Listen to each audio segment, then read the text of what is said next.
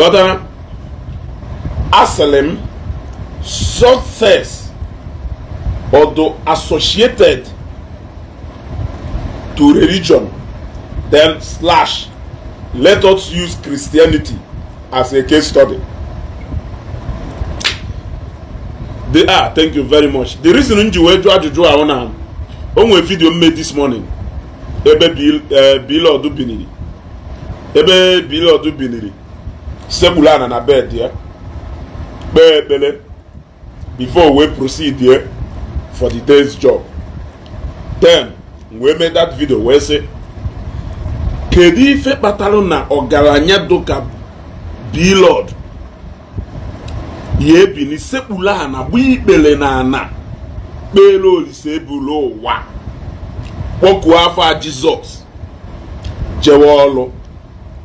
Now another reason nji we made that video no toto wo because mumunna yi feel na nde niile na-eje ụka wu ndị ife na-esiri ike nọ ndị ife na-esiri ike na-eje ụka na onye ọna na-eje n'ụlọ ụka wee go and progress ka ọ na-eje ayo n'ụlọ ụka. But I have tried to tell them na human need and want to diverse. In fact, I can tell you that no more in a place ebe ya bịa if more people who are successful also in churches looking for other things that money cannot buy. Yes, there are people who are looking for other things that money cannot buy. Precious Chinelo, welcome. Go Bushira, welcome. So, in other words, it is not all about money. Or plus also now we finish putting them what to know. Onwe video me yesterday or one day in as much as na emecha zie video ha na try everything do possible ka hafu na ha na do video ahụ ka ọ gara ịda aga but message ya ichi ima how successful so many people na-eji ụka do ka iwe mara na ife na-ebuche ndị mmadụ church ka iwe mara na ife na-ebuche ndị mmadụ ụka with different things nwe gwa ha jee na garage na Zion ministry ụbọchị ụka na aka ụka. Jee na garage ndị Zion ụbọchị ụka. Chidubem Ebulem, thank you very much. Jee na garage ndị Zion na aka ụka ụbọchị ụka. Iru ebe ahụ ihe afụ moto ya wee fue akpọọlụ ego na-ada eleye ikpuchi aka na ntị. Onye bụ moto over 50 million wee bịa ụka. Kedu ife ọ na-ayọ Chukwu? Now I'm back to Bilod. Bilod, a billionaire. It is no longer a news that the guy who a billionaire. A billionaire took a Bilod tetola usepulana yoshine kamala. Ogalanya toka Bishop also bro. Balowo no tetola na nye na nwunye na ụmụ ya na-esekwu ana ekpele before ha agawe ball na ha na-aga. In fact, he overemphasized the importance of prayer in any family. Now, ụmụnne anyị na-ajụ, does it mean na success to attach to, and each time ha na-ajụ this ajụjụ, they will quickly rush to tell you Dangote or a Christian, Mark Zuckerberg or a Christian, Ndi China or a Christian. How Christians? Mma so na ajụjụ a because na ikwu amaghọ ibezie. Dangote is a Muslim. Islam is a religion. Believe nke ye ewu na Islam ka ọ dụ. O believe na Allah. O believe na everything o nwere in this life that Allah gave it to him. Islam is a religion. Now, ndị China unu na-akpọ, they are mostly Buddhist. Buddhism or what is a religion. So if you feel that now when we talk about religion we only refer to Christianity, then you are lying. Is we believe na your ancestors ndegede na ndembo ndị nna ha nwụrụ anwụ na ha ya abịa gozi you, prepare you for the day job, protect you from evil. That is your own religion. It is religion. Agwagonguna, anything that has to do with spirituality is religion. Ayebuwagisi before malo. The only difference there is that as far as by it to concern, Christians who congregation do more successful than any other congregation in anywhere. Ebagaya edowaya hetnya ebagaya edowaya oba 00. You want to go? Christianity as a religion, though highly successful, or the concentrated more with successful people, it is associated with success. You cannot take it away from us. Yes, anything spiritual in our practicing or what, I blow for your life to be better. I blow for provision. I blow for protection. I blow for whatever thing. Now no nya mmere video this morning sepuana na ekpekpele nwere ndị DSS na-eswe. I believe na ọ na-aga na afọ hiloso black ya already na-eswe. If I on the DSS na no na that moto. Now upon no when the DSS na-eswe still ọ ka sepuana na be belo disable ụwa. You're here for guidance before poor. O nwere ajụjụ njọ na that video. Mwese say ọkwụ mmadụ be market a product to you, you will like to see the life of that person, if the effect of that product n'ime ndụ onye ahụ before you bịa golu afia dị mma na ele onwe ya ọmụkwurie ọbụla mmụkwurie. So why is it that each time agbalụgo na obi kuba na halụlụ unu ụka ịchọ ka ije kere ife unu ji do fond of adaghị esi n'ime ụnụ amatụ, kere ife kpatara na examples niile ụnụ ya ada enye ụnụ ya eji shọ ka ụnụ na akaụntụ ife Christians na-agwa ụnụ. Every example anyị na-enye ụnụ ya within the Christian fold ka anyị si ewepụta example of ife niile anyị na-agwa ụnụ, ka anyị si ewepụta ife niile anyị ji agwa ụnụ okwu.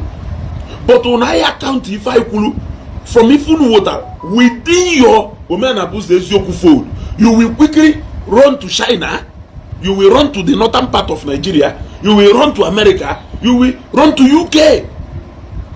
There is nothing you can ever bring in from any result where people can bring out among you to counter anything we have said. For example, when I talked about Bobble, instead of you calling Mark Wansoka, you call somebody like Matther, or you call somebody like any other person among you people to show us that if so and so person can be so successful believing in God, no onye do to ya to successful believing in Ndegede and Ndembo or your ancestors. When we call Obi Kubana no lulu uka, e gwa yi no okeke okonkwo lulu okwu alose no jelo dozi okunne no okunna ye biri ye go detu after dozi sharia chindebe mdalo.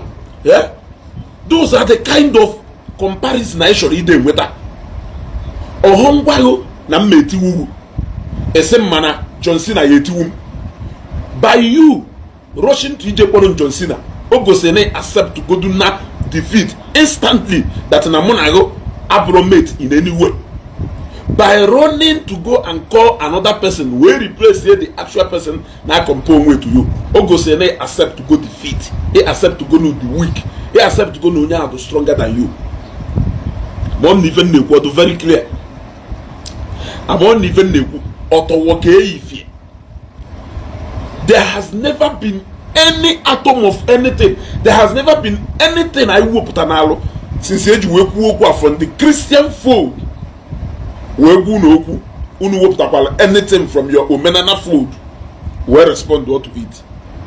Obi Kubana ijebo kelafa egwachakwa otumeje oso no erimos akpo Obi Kubana ijebo erimos akpo Bilod ijebo Dangote Ema mosque one na north Dangote to instrumental na build. Ema mosque one na north all Dangote lolo single-handedly. Ema mosque one na north all Erano lolo. Are you not aware that Hausa do more religious? Are you not aware that Islam now do more religious than even Christians? Yes. Are you not aware that Islam now do more religious than Christians? Are you not aware? And they so much believe in Allah to the point that na if one Dangote nwere today, no ya gwa no onye nyere ye Allah. So we are waiting for that particular day when you people will begin to answer questions we throw to you, challenges we throw to you from your Omenala fold. If your Omenala fold has not yielded any result, unu yeji we na agwa mmadu okwu. Agwa mmadu na ọ bụrụ na Ishi yata bịa kpebelu bịa worship we nyewe respect towa nzu towa oji to your ancestors. Na ife nwere ike iwu your reward. Na ife nwere ike iwu your reward. So and so thing nwere ike iwu your reward. Okay, si emeye. Yes. Ịgwa mmadụ na eke ife si atọ. Igwe ka o si atọ. Ịgwa mmadụ na ife na-atọ etu a. Igwe onye ahụ ka o si atọ. Let me listen to this our brother. Maganiru. Let me listen to this brother Nabia before Maganiru.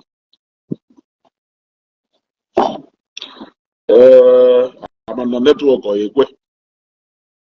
So each time I give an example, each time I the other time I made a video.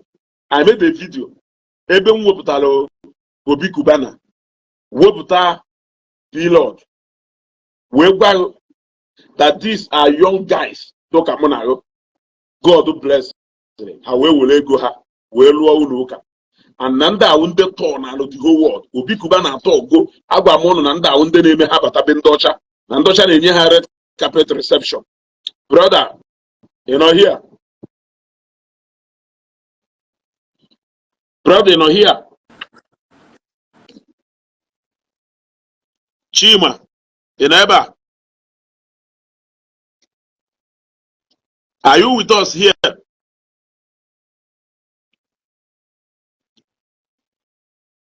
Are you with us here? Okay. On a network. So yes, I got a request again. You want to go? Yes, I made that video. Then some of you, rather than unu your account even kulu within your phone, unola shaposo, shock unu jebo wan Dangote, shock unu jebo bodo yuwo. Amomi fwe unu yeji eku. Let us go back to our root. Mano go una instead of unu yesi na anibo na amato. Instead of unu yesi within your family na amato. Uneje wolu bendocha na amato. Everything wezi if unu ji amato today. Wundosha kunu ji amato. Why? Every single thing wezi ife unu ji amato. Emuhum kunu sinani Igbo. Ewota that example unenye. Unenwere ike ise jee na Arochukwuta, jee na Enugukwuta, jee na Ataneta, jee na Nnewi. You will always tell me bịa na UK, bịa na America, jee na China, jee na ebe dị otu a. Why? Why? Yet ị na-agwa anyị ka anyị shiga back je observe wa tradition with those ancestors anyị nwụrụ anwụ. But you can never give them credit anywhere. You only give them credit anyone. You only give them credit anyone. Igbo CNN. Dalo. You are welcome, sir. Eh? I'm also sometimes no we even name in the buy. I'm also sometimes no we even name in the buy. Look, can go is you. Oh no welu do ni jepo your ancestors. Oh no welu do na ifo men na ha na agba nwanne ya kan dogaranya we discover. Yes. Ya can do galanya we discover. I am telling you. ndị ọgaranya ya alụkpọcha n'ukwu agwụ niile Dubai, lụkpọcha n'ukwu arụsị niile Dubai, lụọrọ ya ụlọ elu bụrụ ife niile do na-edokpụsị anya na ife ya ada afụba anyị today wu arụsị bi n'ụlọ elu, arụsị bi n'ụlọ elu, arụsị bi n'ụlọ elu. No doubt. Ọnwụ ụlọ nwere ulu dị ebe ahụ mata ya sị na akwaji anyị ọhọ mata ya sị ya afụ esef ndị ya afịa ndị biri n'ezie nọ n'ala Igbo be anyị ọ ya afịa ọ ndị anọkọ n'ala wuti ndị ọcha wụ ndị ọcha ọhọwụ ndị ha na ndị a na-emekife ndị awụ ndị nọkọ n'alụ wuti ndị ọcha wụ ndị ọcha ọ ndị awụ ndị ọcha wụ ndị ọcha na-enye invitation gwa ha bịa ha bata enye ha red carpet reception n'elu n'anya ha akarụ mmalụ. In fact ndị ọgaranya niile a akarụgoghị mmalụ end result from every step ị nwere ike iteki. Yes, ha amarụge.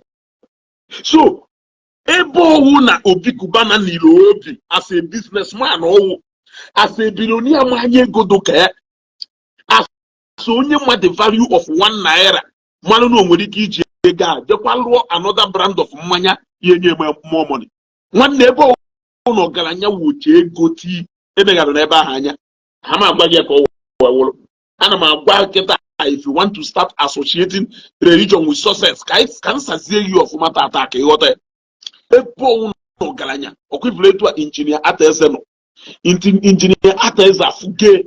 Yes, manager ya ka ọ na-esi with private jet weda na Zambia sef esi from Zambia nye manager presidential welcome to State House. These are the kind of people I know. People who speak with presidents of nations, people who speak with yeah. Kerife ọbụrụ na onwere ebe ekwensu nọ today, ọbụrụ na onwere ebe ekwensu nọ today na-ego ka ọ ya cost iji wee jebe ekwensu nọ ọ na ebe a Jesus Christ nọ na-ego ka ọ ya cost iji wee jebe ndị a nwere ego to do more than enough to transport them to ebe a. These are the caliber of people I na-agwa gị. All this wealth ha nwelu n'ego niile ha nwelu mmadụ na-atụ ha ụjọ mmụọ na-atụ ha ụjọ but ha ka submitted to the kingship of Jesus Christ. Christ is the king, thus says the Lord. With all this power, enough slogan on man is God to man, right? Slogan on man is God to man, right? Now, ndị ahụ ụnụ na-afụzi ka Chukwu, ndị ahụ ụnụ na-afụzi ka Chukwu na-agwa na Jizọs pense. Look at our issues ike gwụ ọnụ ebe Chukwu ụzọ. Yeah? You are welcome.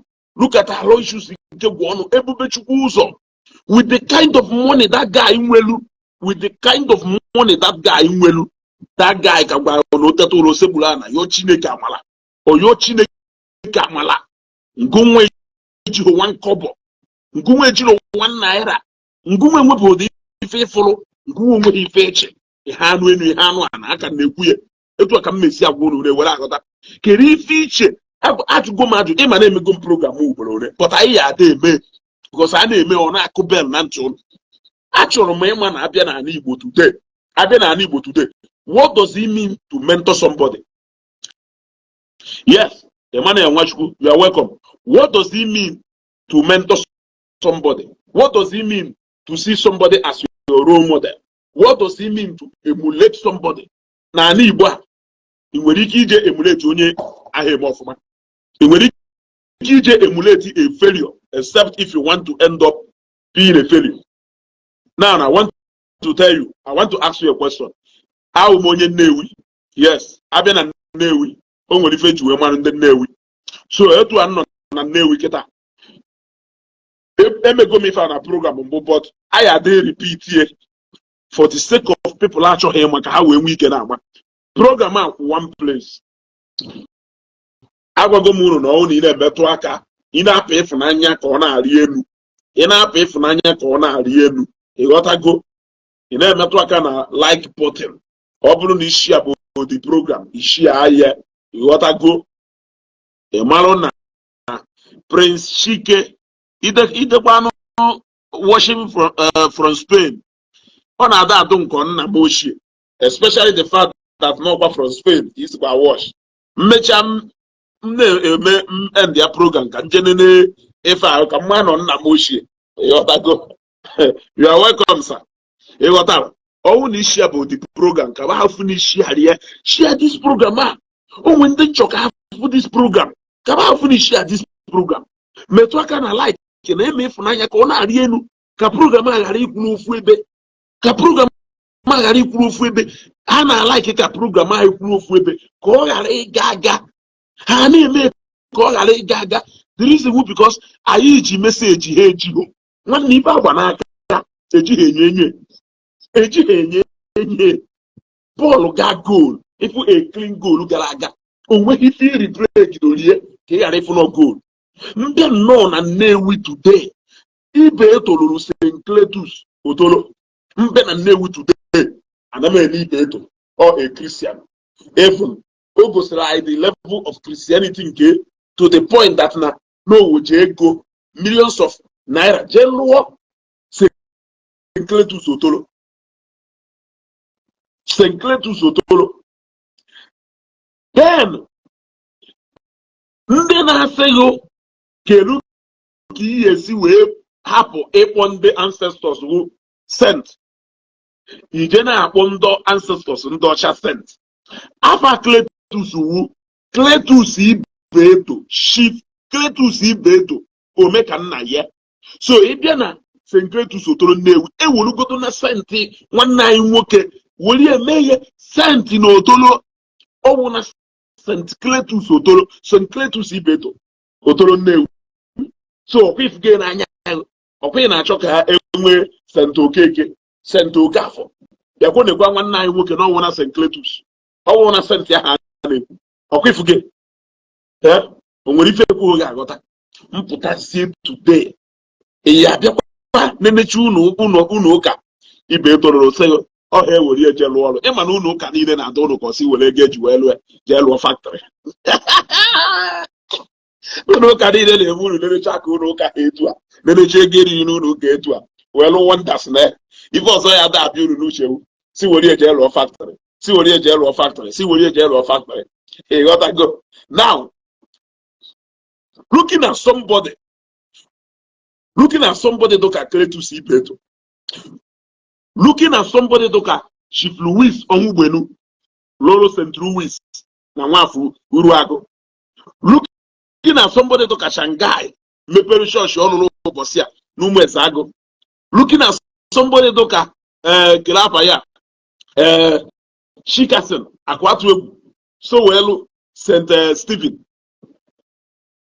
looking at somebody doka Mike Anuka lugidolu Holy Trinity akabuku nweke kwụsị ebe ọ kwụsịrị ya kpakpando ruo agba, looking at somebody doka Dr. BUC Aghazu Sona Foundation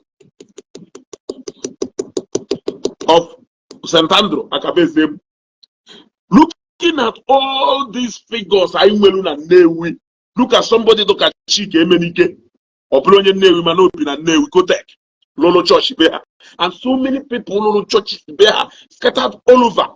Let us also add Aloysius Ikegwonu. Below this also building one Nebene Beha. Eto and the mother Suwejena plant gafe. Should I rather listen to them, looking at how well they have done for themselves, or listen to Matthias, who has more like achieved nothing as one people?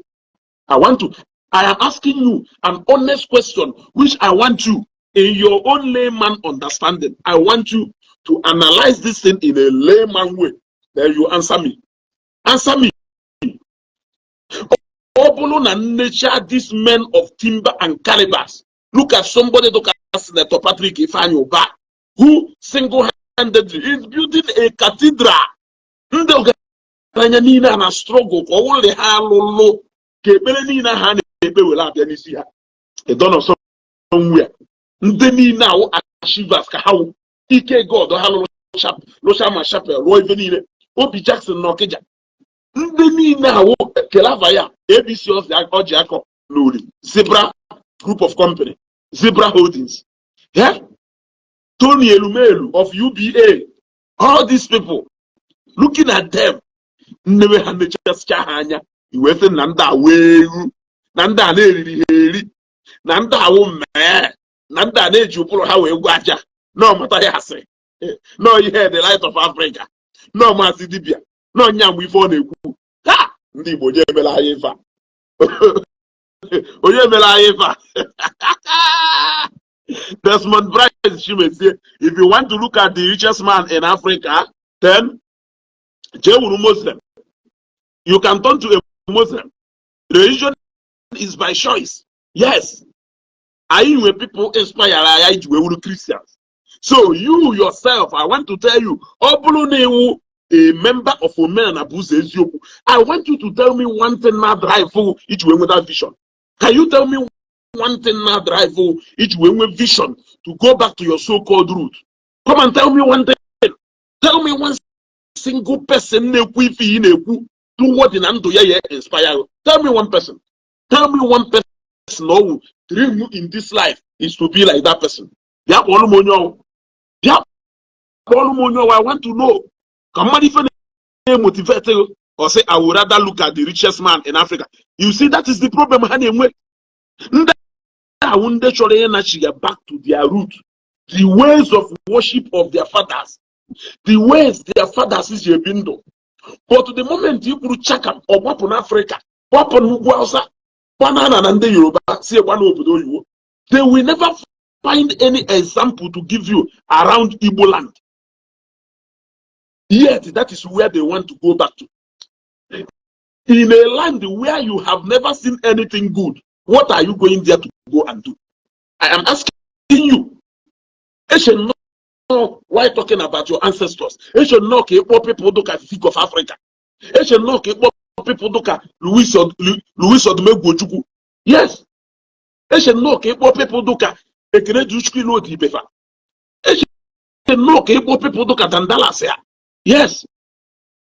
I should know people like this. All my fafa.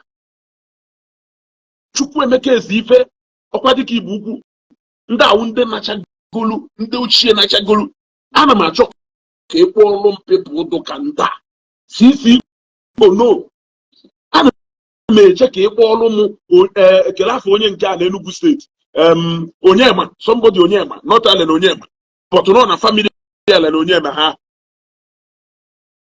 not Allen Onyema but Onyama former Kokanyao Onyakao, the current minister for foreign affairs.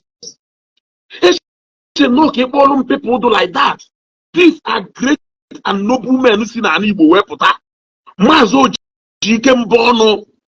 Yes. People do like this. Igwa anuku of Mbuku.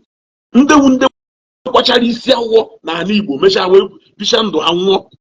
By going back to your root, you should be giving us example of if I don't Igbo now motivate you.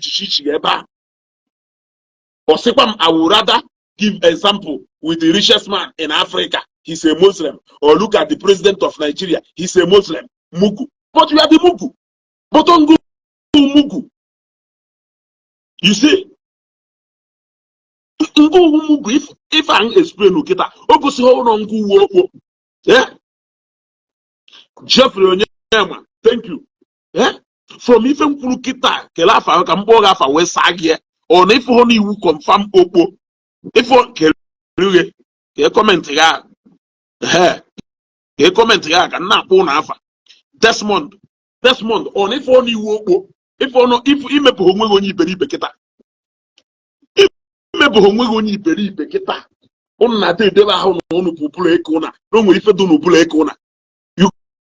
are telling me that you want to go back to your root, which is Okongwa, or which is Okeke, or which is whichever place. But there is nothing good for you to always give example from that your root. Let's say that this is between Okeke and the Okongwa family.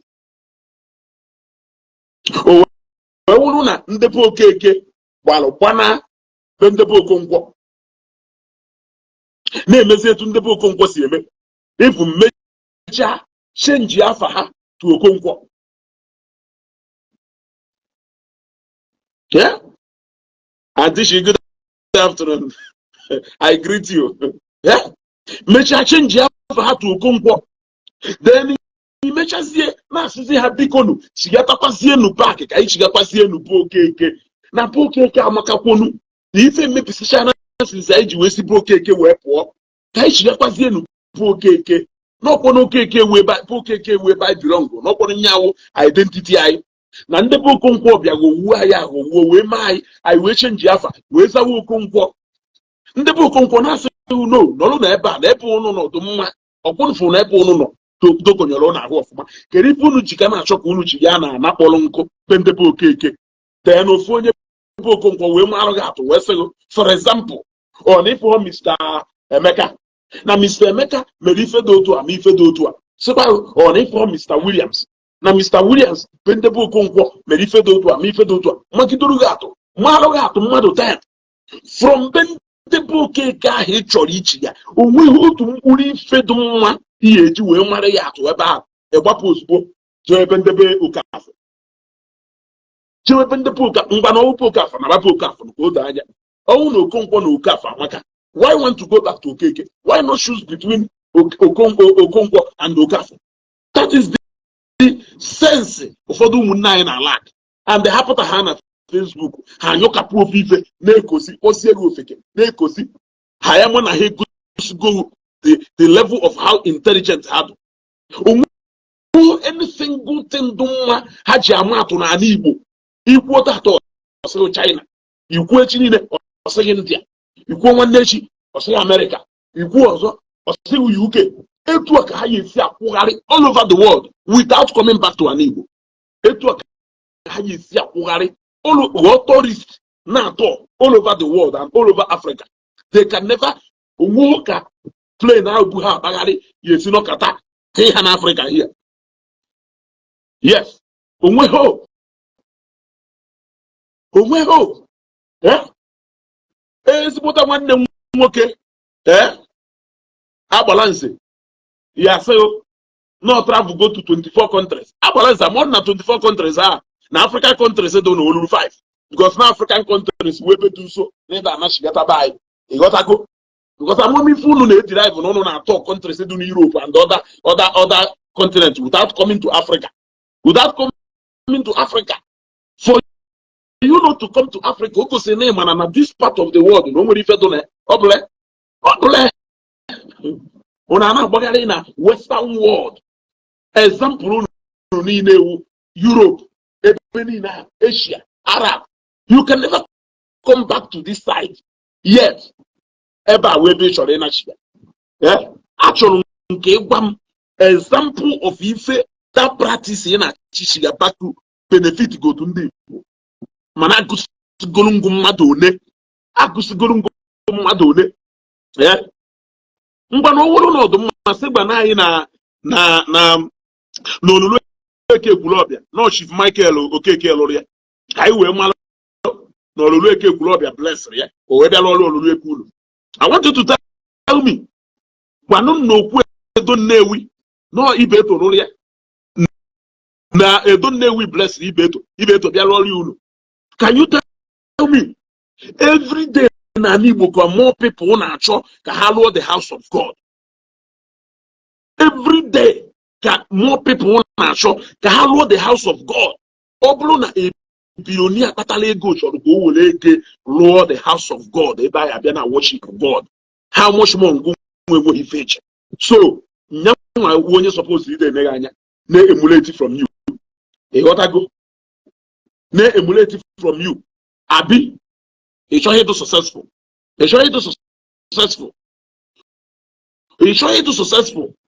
Oh, we go to Christianity for the sake in and then na prosper. That is why people always want to be there. Yes, I'm telling you this for free. If I will receive it now, for free. Yeah. Hey, what I go? If I will receive it now, for free. If any we na Igbo today, they are all Christians. Should we rather look up to Matthias rather than looking up to these people. Let me give you an example. Let me give you an example. We lose Ibe to today. Southeast lose Ibe. Southeast lose Ibe. Yes. We lose Tony Ezenna. Ikenga na aka ọkwa. Ani Igbo lose Ibe. Ọdụ mmadụ bụ akpọgo m ofu onye na Anambra, bụ ofu onye na n'Imo State. Yes. Ani Igbo use Uche Oga, of Uche Oga ka ọgụnụ Masters Energy. Ọkwanya Uche Oga na Abia State, if I'm not mistaken. Ani Igbo lose mmadụ. Ani Igbo lose somebody to ka Baby Ọkụ. Let me use him as an example. Ani Igbo lose something. Kenu state ma akpọ Oketa. Ọ fọrọ Enugu State abi. Uche Oga, yes. Ani Igbo na Enugu State drop on mofu afa. Drop on mofu afa na Enugu State. Drop on mofu afa. Drop on mofu afa onye wu employer of labor. No onye nyelu ụmụazị Igbo ọlụ. Nya ofu pila na Enugu State. Drop on mofu onye. Drop on mofonye, drop on mofonye. Somebody chetara m drop on mofonye. Ka m wenye example m chọrọ inye. Drop on mofonye na Enugu State. Ndị Enugu na ebe a. Drop on mofonye.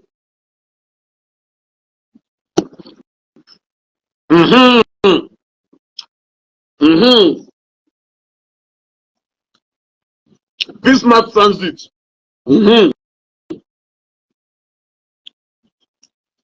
Because I'm not going to peace mass. I'm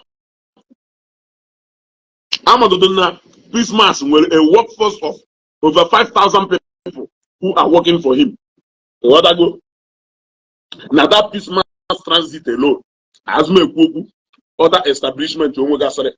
That Okula Ndi Igbo. They can see where we get one door so. There. They can see where we get one door so. We appreciate Pisma Transit. We appreciate Senator Ositangu. But let us use Okpuru and Ndi Igbo. For the sake of people to be prepared. For the Pepe Den gang I belong to, we will use Okpuru and Ndi Igbo. Nyaya represent in the Enugu State in Okwa Aneku. So, Ndi Enugu ketala Okpuru and Ndi Igbo n'Okwa. Ndi Abia State is ketala Uche Oga. Ndị Ebonyi State ketalụ Baby Ọkụ Chibiko Olobu also. Ndị Imo State kere onye nyere ndị Imo State Tony Ezenna Ikenga n'aka ọkwa. Ndị Anambra State ketalụ Cletus Ibeto. Ani Igbo lusuo mmadụ 5 a na-ekwu. Each and any one of them Ani Igbo lusuru. Ani Igbo ma no lusuru mmadụ. Ani Igbo lusuo Matthias. Onye ma no lusuru mmadụ. Agbata obi ihe ọ ma no nwere onye nwụrụ. I am asking you. I'm not attacking that. Say, nah, I show Matthias. I shot. Ani Igbo or Manu Muloye Polo. Nobody, nothing. Things will be moving on as if nobody even. So, Obruna, all these people, Emana ha pushakapila, Mwa kana gaspe, Pukolunde Mado, Pukondi Boto Kamonayo, Hebu Monayo, Omolonya Mandapu, Omonanya, oh, because of Nda. Unya just smile. Unya juwedundo. Yes. Obulu na nde do to aweliki believe na Jesus Christ. Will you rather look up to them or look up to Matthias? Obulu na mmadu wuchukwu ewesego worship ofu onye n'ime ha. Iya worship Ibeto, iya worship Matthias. Oh, they worship Matthias. What are you likely to get from him? Obro they worship Ibeto. What are you likely to get from him? These are physical examples. These are practical examples. If Banaka, Ejihenye, and a Meku Bolone, onye na afọ ebe a na-eshi ọzọ jewe ebe a na-alụ agwụ. Kele onye na-afụchi ebe a na-eshi ọzọ jewe ebe a na-alụ agwụ. Judas done. Amụ ife ọ na-atọ. Adishi, thank you. Yeah? Thank you very much. A practical example. You need to read your physics textbook before you go see this example. One textbook, you just happen. We go see this textbook. You gotta go. I think I will be a pastor. Oh no, Adeboye. Oh no, just Suleiman. Oh no, Bukobi. Oh no, Chukwu Anebelu. Iberi Onyegife. Ije choba chief priest no Olulu Eke Bulobia. Mo ije choba Isiagu no na Edo Nwambara. Mo ije choba onye do in charge of Edo Ezemewi. Mo ije choba onye nọ na kelafa nke atọ na agụrụ. Mmiri atọ na agụrụ. Ije choba ha. Agaghị fa practical examples here just nenecha ihe fear result akpọ onwe. Kele ebe hapụ to go this route ha na-achọ ka Ishi ya back to practicals or you do result ha wee chọzie ka Ishi ya back to it. And by the way, ị gwara ha na ebe ị nọ n'inwe program. Ọ bụrụ na ị na-eje Lagos pụta n'ụzọ notice ya na Lagos ị na-eje no Ishi ya banụ mụ na gị onwe ụbọchị ekwadoro ije Lagos a ọ dị same day ka nwa ụbọchị ahụ m gbagotara onwe ndị gbagotara ụnyaahụ ya nwe ndị gbagotara last year nwe ndị ka nọkwarị n'ụzọ taa abịa Lagos ịghọtago ndị mkpụrụ mmiri na-akpọ ha ndị mkpụrụ mmiri nche na nna adụ tụrọ were akpọ ha ndị mkpụrụ mmiri nche na nna adụ tụrọ were akpọ ha ndị mkpụrụ mmiri if not because of mkpụrụ mmiri o nwere okwu dị n'okwu anyị na-ekwu bilọdụ wuru na onwere ife dụ na ndị egede na ndị mbụ a bilọdụ ya ruo okwu arụsị niile dị n'ebe na ebebe ha ruo okwu arụsị niile dị n'Ọka. Yes. O ya lụ okwu agwụ niile dị n'ebe na ebebe ha ruo arụsị niile dị n'Ọka pụrụ moto bukọ ha ncha niile ka ngozi si ebe ahụ apụta were apịa ebe ọ nọ. Ụnụ katọ na-ekwu ka ndị o nwere onye nke sịrị m na o nwere vidio mmerụ mgbe ahụ nje na comment section oge ọ na afụ your children will forget about you when you are no more. Are you isi ọdụ ụnụ mma edochọ na anya adụ ụfọdụ n'ime ụnụ mma ana m ajụ biko edochọ na anya adụ ụfọdụ n'ime ụnụ mma esi ọdụ na my children will forget about me when na ọ bụrụ na mmụcha ha esi ọdụ na my children will forget about me na mgbe ndụ nọ mgbe m nwugoro ọ bụrụ na ndịcha ndụ today ụmụ m etonite chukwu amụ sụọ m as nna take care of me as their father mbisha ndụ nwụọ ụmụ nkwa amụ why will they not move ahead move forward with life? Yes, ọ bụrụ na mbisha ndụ m ụmụ nkwa amụ why na ụmụ m anyị move forward with their life? Why will they not move on with their life? Why will they be stuck calling me every moment, every minute, every day? Ha na-akpọ m ngụnwa onye nọ ndụ nwere mgbe mmadụ ya nọrọ na Lagos kpọkarịa afa isi ifere nye ka mmadụ ya adazi akpọghị ụtụtụ efe n'abalị ihe ezu ike ebe ị nọ nọ na paradise n'eluigwe na-agbara egwu na-enwere aṅụrị na-agụ haleluya haleluya haleluya haleluya haleluya na-adị ya nọkata mmadụ akpọ afa ma eme m itehel ife unu chọrọ kedu ife ha ya ata akpọrọ mfe ka ife ha na-akpọrọ m onwe ọ ka m bịa gosi ha okele ebe a na-anyị egosichagoro m ha ya mgbe nọ ndụ ọ ka m bịa gwa ha na Okeke ukwu nwanne anyị na Okafọ ukwu nwanne anyị egosichagoro m ha ya mgbe nọ ndụ kedu ife ha ya eji akpọ they can only remember me na onye awụ nna ha mụrụ ha na onye awụ onye mụrụ ha mee ha ka ha dụ ịghọtago o nwere ike mbi ihe oke isi ma ọ bụ ihe mgbamgba imi ma ọ bụ ihe mgbamgba ọnụ ma na-ewu na iwe amana mmadụ na ya asị mfọ ka ọnụ ha ya wewe ụnụ ịghọtago ọ na mmadụ nọ n'ofu anya sị nna ịdụkwa ka nna ya ọkwa nwa ezugo ka ewu ịghọtago ọhọzikwa aka na-aga ọchị akpọ ezugo dị asọbịa kedu ife ị na-akpọrọ why are you calling my name? Why are you calling my name? Ife m emeghe olugwu nke a ndụ ọ mgbe m nwụrụ ka m emere gị ife m emeghe olugwu nke a ndụ ọ mgbe m nwụrụ ka m emere gị that is the question. So kedu ife onye ṅụrụ mmiri ala nne ihe ga-eji pụta na comment section chọọ ka ọ gọọ m iyi, chọọ ka ọ gwa m ife ya ewute m, wee sị na ọ bụrụ na m bichaa ndụ nwụọ na ụmụnne ya forget about me. Ngwa na mkpụrụ mmiri ya na kolos a na-enye ndị a nsogbu shenasị. Yeah. And that is why ụfọdụ n'ime ha ji wee abandon parents ha kịta afadụ ndụ na-eche ụbọchị o bichara ndụ nwụọ ije kwaba kaikai gbuo ọbara anụ gbasara n'inye. Ọkwa egosiri m n'imi ma mụọ ma efu ka o si wee dị ọcha ụtụtụ ọ na a na-asa ya asa. O nwere ife a na-akwa n'elu ebe ahụ, o nwere ife a na-akwa n'elu inye edu clean ọcha. Ana m ebuche oche adọrọ n'elu. Yes. Ị mara ife ahụ ị chọrọ inye your parents na ha nwụọ, nye ha ya kịta ha nọ ndụ. Ma ndị lechara ha n'obi nna ha wee gwa n'obodo oyibo, ha ncha niile chọrọ ịkụziri anyị back to our root. Ngwa ya na anụ ma ndị lele ha n'obi nna ha wee gbana South Africa, lee ha n'obi nna ha wee gbana Europe. Olego number one legacy nna ya deberie. Number one legacy nna ya deberie. Olego ye wele ge gbana obodo oyibo. Nọrọ sie na akwa ngwa compound be nna ka dị intact. Ana nna ahụ niile ka dị intact. Nya nwere lekọcha na niile nna edebere yo.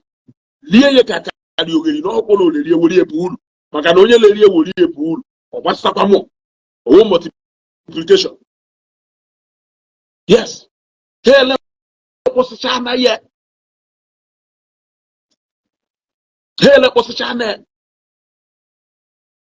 O nwere onye jụrụ a very important question.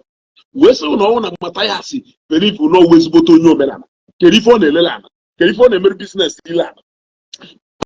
That ajụjụ, I will answer it na a later day. Ka mma aza dị ajụjụ. Because ụfọdụ n'ime ha amahọ ebe fa na-eche. Ha akọwaghị ọrụ ha ọfụma ebe ha na-eche. But because na ha hate Christ and everything that is right, they decided that they have to fight Christ. Because na Christ is a symbol of purity. Christ is a symbol of anything that is straightforward. Christ is a symbol of anything that is pure, everything that is pure. So they don't want it. They decided to go against that name. Not that actually never happen na ha with ever represented. Yes.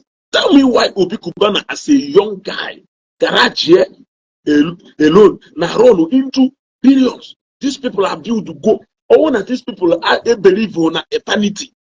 Because even for those guys, those guys are doing all those things, humanitarian work for eternity. Or if this world can offer them. I don't think you know will anything apart from either say good health. I don't think and protection from God for safeguarding their life. I don't think you know will any other material things these people now your God today. They can jump at the next private jet without even going to embassy to go and queue. Yes, they can jump on private jet and be America be a big boys now. They can meet anybody they want to meet in this life. They can afford to buy any car they want to drive in this life. They can buy anything to possible money can buy. Why do they still believe in spirituality? Yes. Why do they still believe in that spiritual being? I am asking you. Christ had the real. Why do you think a powerful civilian, Doka, engineer Prince Attire, Honorable decided the fate of a president? Honorable decided the fate of a governor? Honorable decided the fate of ONG National Assembly? With all these powers, Onya possessed, just one button or two others opening. A put us on 13 Ubo, Nubobeha. Ụfọdụ n'ime unu ji ugbu a wee dịna intimidate ndị mmadụ mana mmadụ merụ na-ebute dasụm 13 n'ugbo na Anambra steeti mana ijizi ugbu a kịta tene intimidate ndị mmadụ mana onye ji power as a powerful civilian wee bute zone 13 n'ugbo ahụ submit to the will of God. Onye ahụ owu a believer of Christ. Jere St. Mary's Anglican Church Upota.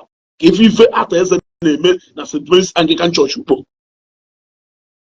Yes, if people na-eme na St. Mary's Anglican Church ukpo, you are happy today that na Onyema booked a fleet of plane or Eje London nabata. Onyema is a true believer of Christ. These are the qualities you see from people who believe in that man. This is a true quality here from people who that man they inspire. That man anya wee na-ebi ndụ na-eme omume ka ha mara na ha ya atụ ha ike ka ha eme ha ike, not that you can actually be like him. Ngwara ndị ancestors pụtanụnụ, ndị ancestors pụtanụnụ. Deriko nwa amama, deri nwa amama ọkwara ancestor mmadụ ka ọ kịta. Onye nusi ọkwara ancestor mmadụ ka ọ. Anene ọkwa ancestor mmadụ ka ọ. Eke Nwofia ọkwa ancestor mmadụ ka ọ. Eze nna ya na Nnewi ọkwa ancestor mmadụ ka ọ. Osisi ka nkwụ ọkwa ancestor mmadụ ka ọ. Ofe akwụ na Oraifite ọkwa ancestor mmadụ ka ọ. Name them osisi agha. Ndị niile a na-akpọ today ọkwa ancestors mmadụ ka ha wụ, ọkwa ha wụ ndị agha awụ. Ị na-aga ọjị, ị na-akpa afa ha. Ma a lot of us na-ebi irresponsible lifestyles today. We will all end up tomorrow as somebody's ancestors. Mkpọzie you. Ọ na-ewuzi onye na-agba akwụna. Enwụọ mkpọ ọgwụ ka ị bịa beam the spirit of God. Spirit of God ka ị bịara ibim. Marụkwa na afọ ụfọdụ ndị ụnụ na-akpọ. Ị na-akpọ Sent Okeke. Okeke mụ nọ nsi ka ọgwọ kidoro wee nwụọ. Okeke nwe ha aka ọbara onokwu. Ife ọrụ na-ekwu ya ekwu. Okwu na-ewepụta na Facebook a na-agbagha. Ọkwa etu anyị si wee nọrụ today. Ife na-ezu ohi ego ha gụọ ha kara nkụ. Ife na-agba ama, ife na-egbu mmụọ, ife bụ aka ọbara ka nkụ.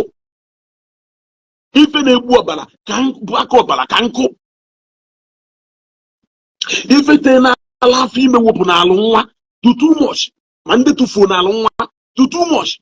Ma ndị na-ama ka na-akpa n'ọpụ iwe ka ha ncha niile ewu sente na ha nọcha ndụ nwụọ.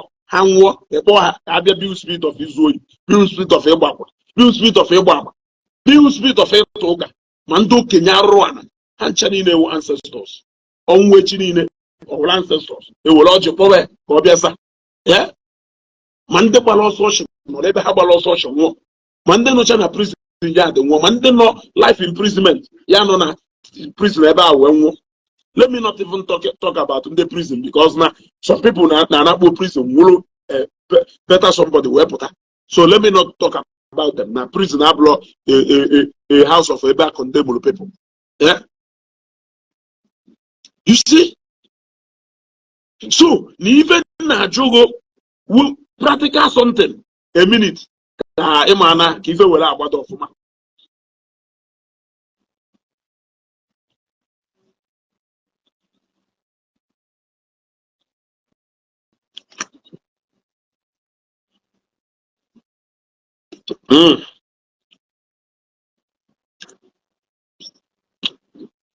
I have to refill.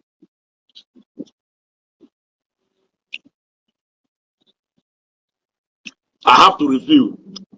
You gotta go. Edison Williams, Negi. Edison Williams, Negi. Nage. Nyafu while and ancestors. Name half of Stavan and ancestors.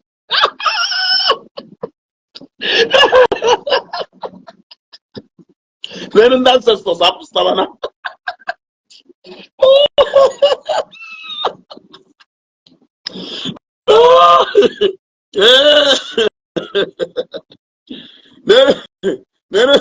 Then ancestors half of Stavana. Edison Williams, Hanchas Onande would be ancestors. Ancestors Bukwageba. Negi Edison Williams. Ancestors Bukwagodia. Ancestors Bukwagodia. The ancestors will win. Every man carry a meshata or ancestor. They will launch a Boba. will call the spirit of Isu Hitikoro Masime. Yeah. A perimato cano, you met our ancestor, their ancestor, the Isi ancestor.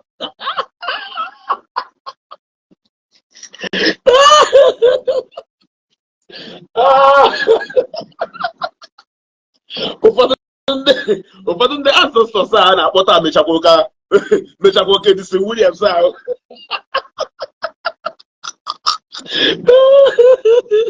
Ụfọdụ ndị ancestors a na-akpọ afọ ha taa mechakoke dị si Williams ahụ. Obicha ndụ nwụọ ewere ọjị kpọwe.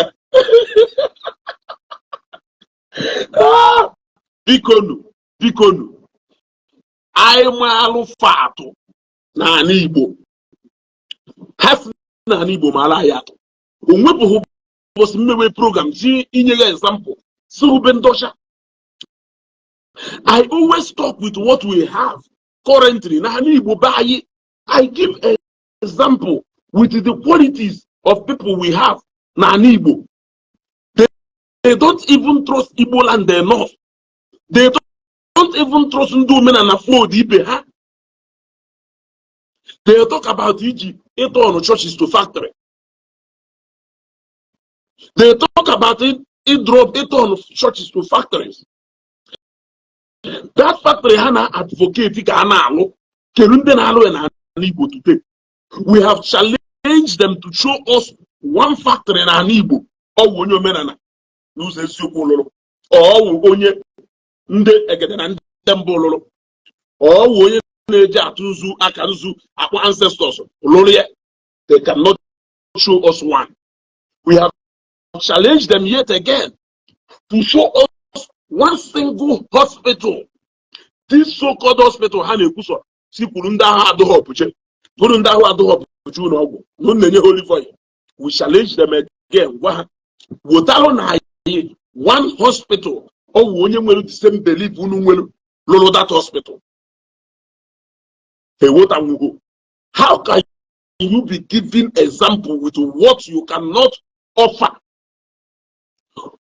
Hospitals niile dị n'ala Igbo ndị Christians nwe aside nke ọnwụ ndị mission nwe o nwere nke individuals niile nwe they are all Christians. Factories niile dị n'ala Igbo. Let me use Nnewi as an example. As an example. I will call few for you na Nnewi. Hancha niile Christians nwe ngwa ozelu to factory. Oh, when you wait, some believer he will well. Iji we go so na Christians do very far ahead of you people. In practicals, in reality, you know, they are far ahead of you people. They are progressive in nature. You people are retrogressive in nature. Monna mastabolo you are gonna let tabile. Na po Jesu ki head tabile. What I go? Are progressive in nature in thinking. How can you always be projecting, but you cannot execute? How can you people always be projecting, procrastinating, suggesting to people, but you cannot execute? You cannot execute. Call one for me. You cannot call. From the transport sector to petroleum sector, from petroleum sector to consumer goods. Tell me one. There is nothing. How can you be advising people who are feeding you? How can you be advising people who are feeding you? And then they feed you. How would the people you should be praising? In our advice, her. Kataketa. Unuko bikubana rolo na oba. Eseya je turn well to factory. Because we can have factory nke ye be dey produce ife. The way where yes je turn unuko ji had money e well to factory. Because we can have factory nke elolo. Ngwa go see I family nwelu ebe employee ndị mmadụ ha na alolo happens the factory. You see, you are on point. Most of their ancestors slept with people's wife. That is why most of them are all Mbulumiri guys today. Some of those that are ancestors embrace Christianity are succeeding Ndi ala. Yeah, some of our ancestors in the embrace Christianity, which is true. Which is true. Ekwu eziokwu, inu eziokwu, ịma na eziokwu ka ekwuru. Eziokwu na-atọ rịrịrịrịrị ka onye amụma ka ọkwa onye amụma. Ya onye amụma.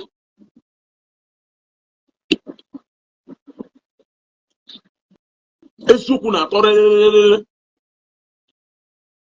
Ife agba n'aka ejighị enyo enyo. Ife agba n'aka ejighị enyo enyo.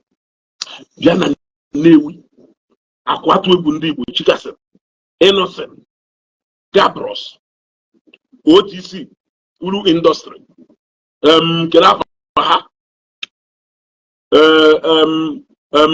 ema ha. Talk about Ndebe Chukwu family. Chee na nke Ndebe Gab John Mwoma. Yes. Even from General Mwoma to ha ncha niile. Yeah?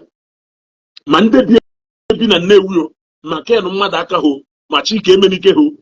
Even Prince Hilary Onachukwu ha. Ketu si ibe etu ha. Yeah?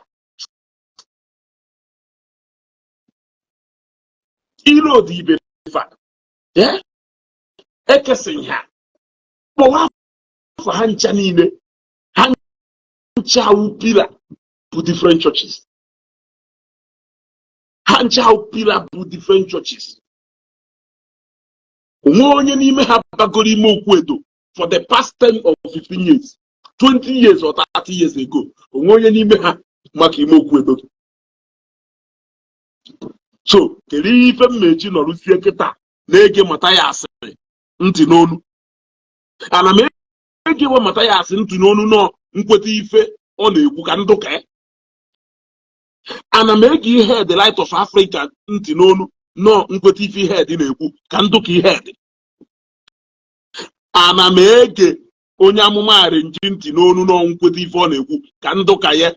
Ka ndị ka Jizọs, ka ndị ka Jizọs, arịrịọ bụ ka ndị ka ya. It is the prayer of every Christian to be like Jesus. And the Jesus will people know what I have image of that Jesus n'ime ha. You will also pray and wish to be like them. Now, most of you cannot even pray to be like your ancestors. Okay, in Jesus' name, I command you to be like your ancestor in Jesus' name. If you reject, we're here today. Why you reject here? Why you reject here? I command you today. I restore you to the status and nature of your ancestor in the mighty name of Jesus. I command you to be like Okeke, your ancestor, in Jesus' name. Because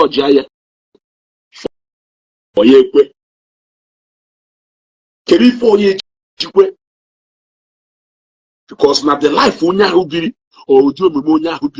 is what you can. At least we have been told the nature and the life of Jesus Christ. You know him. Even if you don't want to believe in him, you know him. Some of you are going to the nature and life of your ancestors. You know it. You know it. Imande buru mmadụ n'ime ha. Imande zuru ohi n'ime ha. Imande bakasi buru n'ime ha. Imande batara before bakasi buru n'ime ha. Yes. You know all of them. Do you want to end like them? Do you want to be like them? I am asking you a question. A minute.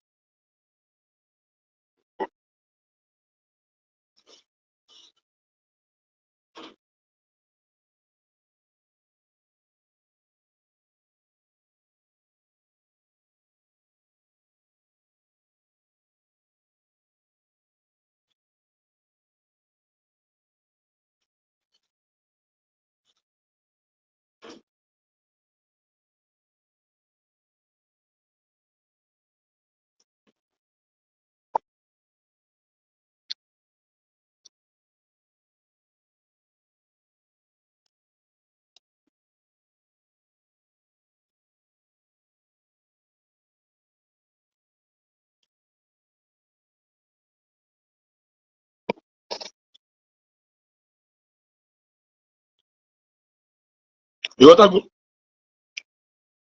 I myself, onye mụtara nna m, Michael Dike, or a Christian call, but I show me where on them. I show me where my dad did well, better than him. Who says I cannot do well better than my father? If I can do well better than my father, if my father can pray for me to do better than him, why would you want to be like him? That is the question. He can inspire you to do more. His life can inspire you to do more. No one only be a noble life. Yeah? Makana nnewu nwere ụdị advice ọ ya dị enye gị ọgwa emekwana ka nna gị endukwana like your father. So ọwụ na nna gị a noble man just like my own father. Ọwụ na nna gị a noble man just like my own father. You can allow his life to inspire you to do more, to become a more better person than him, only because he cannot be perfect. Nobody is a perfect being anywhere. So that is why we all look after that perfect being, because the Bible recognizes the fact that human beings are not perfect.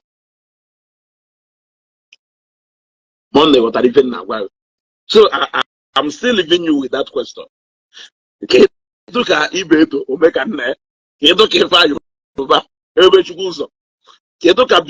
the Bitcoin king. Kubana. Opole Yankee. Naketoka Matthias. Ojono Iwaji. Naketoka Matthias. Obiakpo. Naketoka Matthias. Oponko. Naketoka Matthias. Obiojo. Kerin shole doke. Keloni cholo. Keloni ne wichi ka nwa doke. Ka hapuzie ngonwa. Keloni owuru na mmadu na abu anoro. Keloni ya kporo ni nwa akwụkwọ isi mentor this child. I am asking you.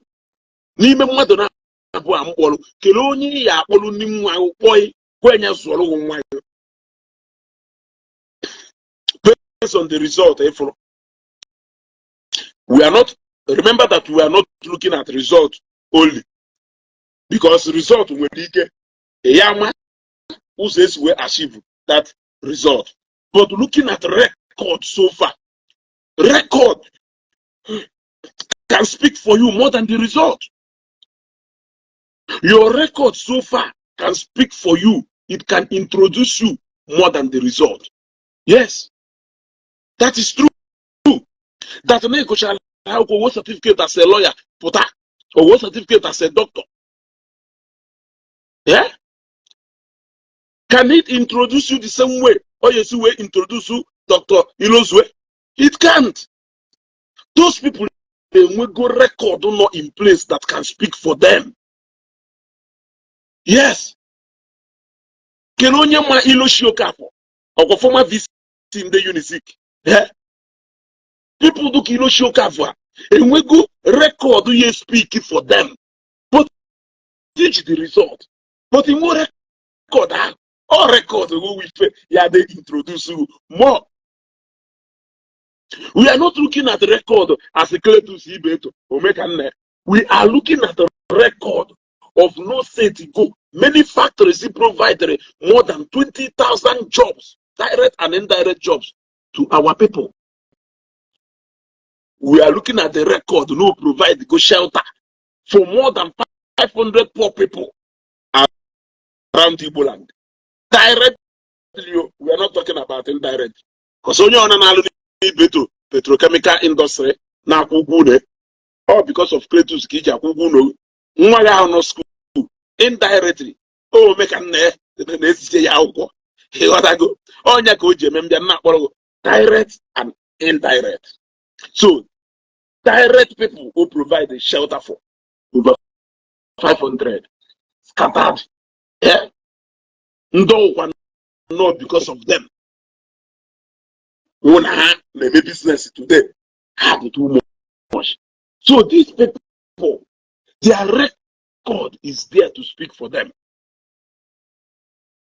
Looking at such records,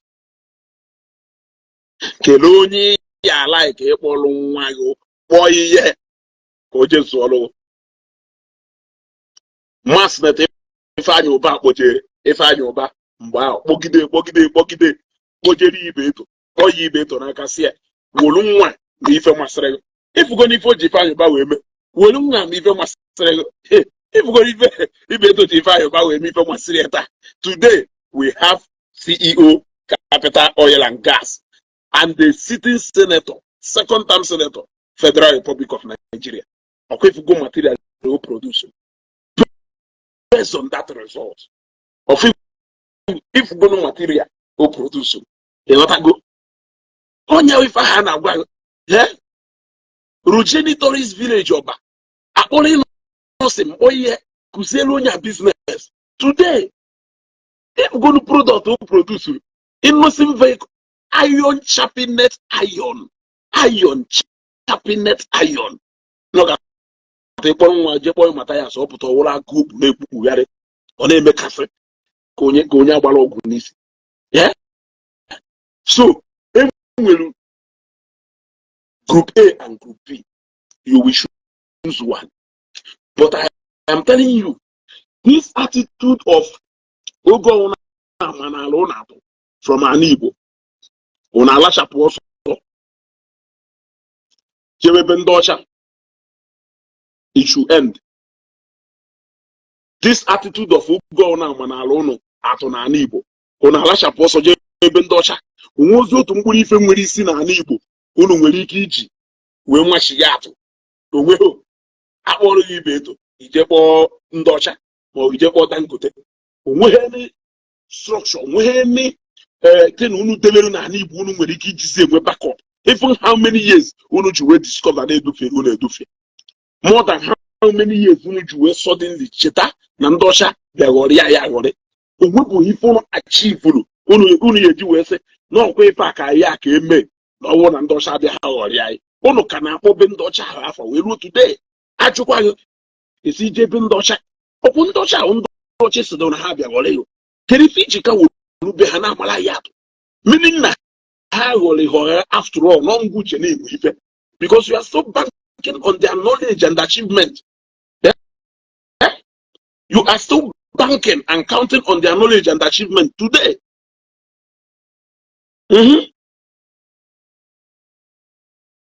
Iji mmadụ kama ya sị look at Enugu today ma we see look at Attire today ma we see look at Nnewi today.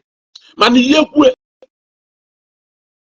no listen na ebia UK or ebia America, UK na America or your ancestral home call ancestors he's from America, he's from UK. You are not even proud of your home, yet you want to go back to that place. You want to go back to your ancestral way. You are not even proud of them. You know, Bendosha. They enjoy if ancestors and those of build. They enjoy if living ancestors and those on our build currently. You are not even building your home today. Can your ancestors, can they have ancestors who say, okay, look at what these ancestors have done? Can we say, okay, Nana I believe na Omenala Busi Nsuku, Nifo Jewe achieve today. Because my one enjoy in case through we achieve life. Yes, a prior no. On go no katara wake you up suddenly. Shopota nan ha ma hife hamel. On go see go see your generations to come. Name if I know. And if we end the way to Ishi end. Your generation to come here to Wanke, your great grandfather season. No two ways about it. Echi agwa yo nyocha. Onye ko so ma send the request. Igbo agwa ya onye ọcha Today, Ishoputago and Dosha deceive by deceive. You are a living ancestor. Can you do something today so that tomorrow agwu na Emeka for Merunka or say na Bill Gates Merunka instead of why I say na Emeka Merifa? Build yourself. You people can even build that capacity within you people. If not that no okwu ọzọ eme ọzọ. Ndị dụka papilo table water. Papilo table water. Papilo da ahụ by standard of it unu si wee na-create ku Matthias. O nwere ike Matthias ka kwa enwe ego. But how to go able elo factory ebe a na-alụ table water. Chester moto drivers nọ na ndị na-enye aka ebutusi mmiri nọ na ndị na-alụ na factory nọ na onye na-abịa security man nọ dia, onye na-abịa service lista eji alụ ọrụ nọ dia, onye POS a na-eji ego ọkụ nọ dia, mechanic na-alụ moto nọ dia. If our chains of etos were not impact in n'ebe ndị mmadụ nọ. Yes, that is it. Papilo table water. Today, mmiri ahụ na-aga onye ka nji mewedin ndị mmadụ nwụọ ya. I bought it wee mewedin ndị mmadụ nwụọ ya. I support onye n'ọnwa nna anyị ka ọwụ. Come and open your own factory. We will support you. You will make money. Stop forcing us to go and make all the money. So you only make the money. If they do petrochemical industry, we make an IOJ where dopia. Authority newspaper, if I boji dopia. Yes. I am asking you. Chikasin village. Even with different Chikasin Chialo. What legacy will develop for Nyawa no Umuya and generation yet to come? Why are you forcing us to go and make more money when you don't want to make anyone? Why can't you invest your money, you yourself? Invest your money. Some of you can build even a small clinic for your community. A small one consisting of a mini hall, even with the baby 10 or 15 beds. We may be able 2 or 3 VIP rooms. No shop. When theater, equipment, don't worry. When maternity room. Yes. Raw reception, even then also Yadano. Hospital is set. Yes. Iyalumwe. Open up the Lego, 30 rooms. You can build it now. Well, dedicate it to your community. Other people will contribute money and equip it. I need a bossy one.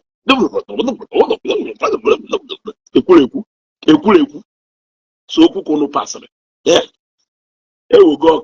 Topic here. May revisit it tomorrow because I wake it up. Hammer. Show me who you are looking up to. End the program. I don't know till tomorrow.